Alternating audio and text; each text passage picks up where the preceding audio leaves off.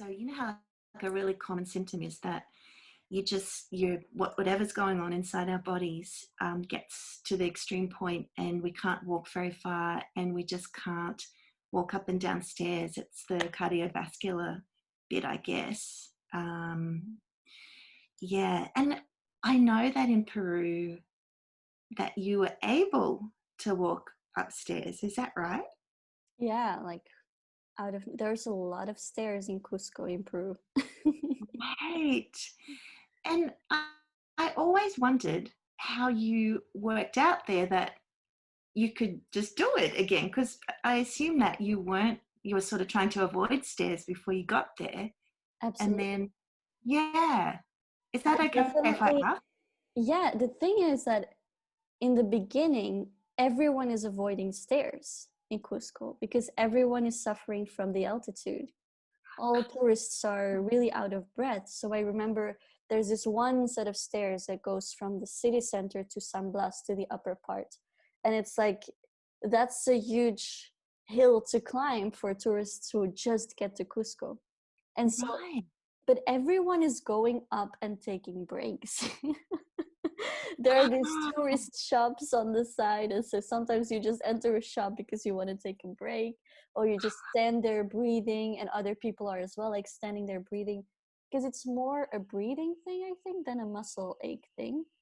But the right. fact that I had to be careful with that, I think definitely helped me to build it up and to kind of Yeah. go very slow in the beginning and just take a taxi more often because in euros it's not expensive at all. And Wow. so it's funny how for some reason after a while when I breathing wise was able to go up the stairs, I realized, hey, my muscles don't hurt. And it was a weird thing to suddenly feel because in Belgium I would immediately get these pains in my hips and my legs, um, Yeah. and I would like get very weak and very heavy as well my body. And Headache? a headache, no, but kind of like the heavy feeling in my body of um, when you're just when my body felt like it was too heavy to carry Right. somehow. Yeah. And you And just needed to get horizontal quickly. yeah, and it would take me a long time to feel better after Yeah. that. Yeah. The recuperation time was just like very long. And Yeah. so I think in Peru, everyone needs to rest after one. And you kind of naturally take it easy because of the altitude, and other tourists are suffering too. And then I start It's sort of like, realizing that with the yeah. dry air, I guess. Yeah. So because of the altitude and because it's really normalized because everybody's having to pace, it sort of is really, it's kind of making you do kind of a rehab version of being able to climb stairs again in a way. Now that you You know say what that, I yeah. mean? Like, yes, having to like stopping and breathing, and because it's really hard to do when you're just one person faced with a flight of stairs to think, I'm going to climb five and then I'm going to stop. Yeah, because naturally, in just situations where I had to take the stairs in Belgium, that would be like 2 floors or something. And Yeah. then, like you say, you don't pace it and you don't build it up because you just need to get there and you just need to take the stairs because there's no elevator. And then it just hurts like hell. And then you're like, oh, I still cannot do stairs. But you don't practice it in a way of, let's take No. 5 stairs, like you say, like 5 steps Yeah. and back down. You don't build it up with pauses and listening to your body.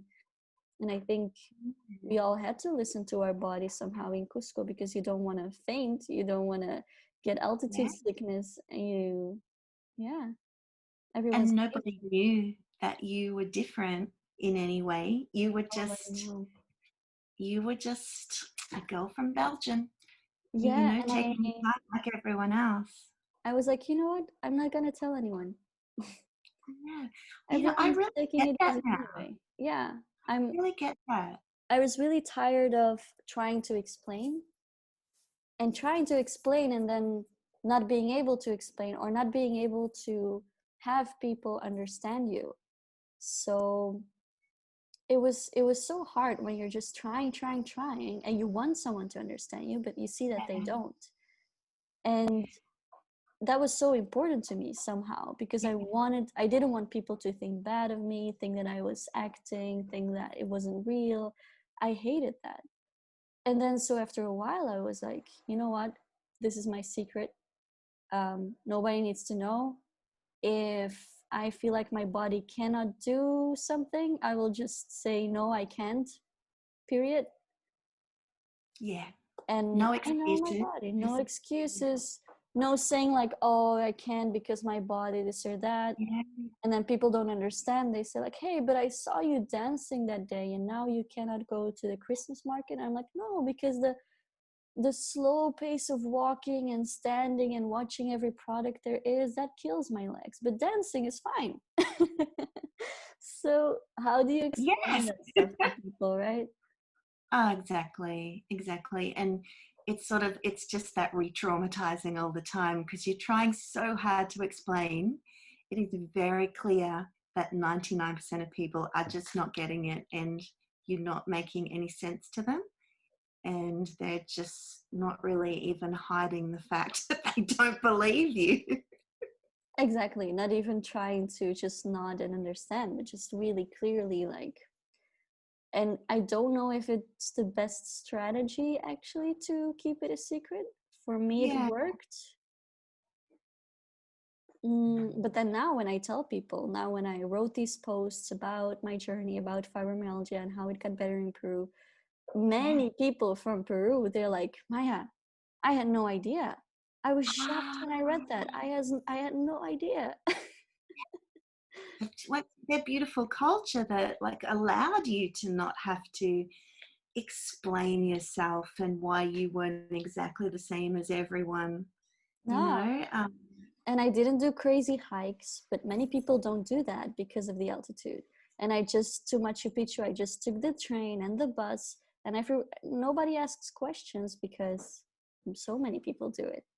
Well, so Yeah, all those crazy hikes, I avoided them because I knew my body yeah, wouldn't take it, like sleeping in tents at night and then 5 days of hiking and then going from jungle to like snow tops, mountains, and I knew that yeah, was not for me. yeah. You didn't. It's not like you were. You. What am I trying to say? You didn't. You weren't talking about it, but you weren't doing anything risky. You were doing. You were doing things within your limits, and everybody around accepted that, and you didn't need to explain. I just, No. And the perfect excuse was as well that I was working there.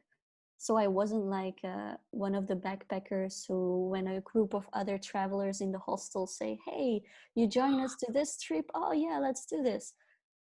I was not in that atmosphere. I was just living there. I was just working there, and nobody really expected me to do crazy tours or hikes or yeah, activities. yeah. And you didn't have to, like, you weren't there for 10 days or, like a month. So you didn't have to cram everything in. And, Exactly. uh, That's why I felt like the backpacker's life was not for me, because yeah, you so many hours on the bus or sleeping on the bus or changing hostels or having 3 days in one place and be like, oh, I want to do this and that and that. It's very yeah, exhausting, and meeting new people all the time, which is interesting, but I did it for 3 weeks just to know what it's like. I went to right. the north of Peru by myself and I took my backpack, and I went from one city I stayed in a hostel, but in the others I just visited people I knew. And that helps me as well. It's something that I've always done when I've traveled, is just visit people from that country, because Yeah. they don't want to visit stuff. They're like, No. you choose, this is your vacation. And so that makes me able to just choose if I want to do something or if I want to stay inside the whole day. You And just that's why I want to chill never, out with them. yeah, Hey. that's why I never really traveled with friends to a place for 2 weeks or 3 weeks, because then I'd have to cross my limits and visit Yeah. places with them because they want to get the most out of it. And you don't, if you're on your own, you're not letting anyone down by having to stay within your own limits, or you're not feeling that you're letting someone down. Yeah, You're exactly. not letting anyone down, but yeah, you're not getting that vibe. But you do feel that when you're not able to do it, or someone cannot visit something just because you can't go, and then it's friction. There's definitely friction Yeah, when you do that, and yeah, it's not nice because you want to go. And so there's yeah, friction not only with the person, but there's friction inside of you because you want to go, but your body not agreeing with that. yeah.